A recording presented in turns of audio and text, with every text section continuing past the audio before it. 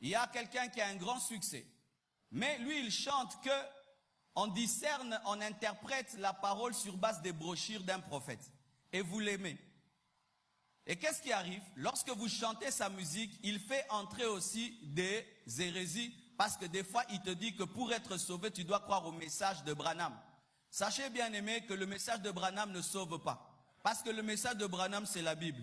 Amen. Hein? Alors, si je dois croire au message de Branham pour être sauvé, imaginez toutes ces personnes qui ne connaissent même pas que Branham existe. Nous ne sommes pas sauvés parce que nous croyons au message d'un prophète. Nous sommes sauvés parce que nous croyons en Jésus. Maintenant, si un musicien chante au début, c'est de la bonne doctrine, mais au milieu, il ajoute maintenant que je dois croire à un message, ce n'est plus un cantique biblique, ça devient un cantique hérétique. Maintenant, quand tu le chantes, tu es en train d'exposer ton esprit à des hérésies.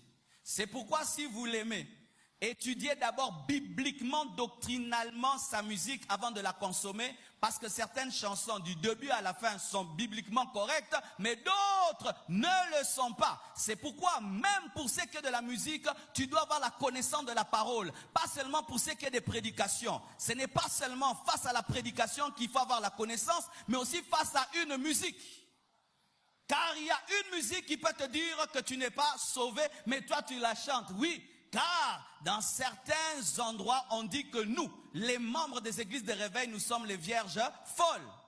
Maintenant, on peut chanter, les vierges folles sont perdues. Toi, tu dis, les vierges folles sont perdues alors qu'il s'agit de toi. Amen. Ne mettez pas des émotions dans la spiritualité.